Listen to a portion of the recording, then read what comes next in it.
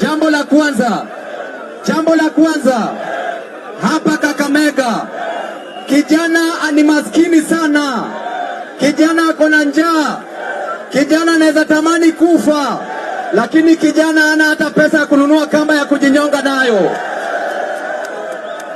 Vijana wanatuambia ya kwamba tukipigania haki yenu ni tear gas. Ungwana si ungwana, ushenzi si ushenzi, ufala si ufala. Wanatuambia ya kwamba walituahidi ya kwamba mwana bodaboda atagraduate kutoka kuendesha bodaboda, alafu atakuwa na matatu. Nani ako na matatu hapa? Nani ako na matatu hapa? Walituambia ya kwamba mama mboga atatoka kwenye kiosk na akuwe na supermarket. Nani ako na supermarket hapa? Nani ako na supermarket hapa? Vijana, jambo la pili,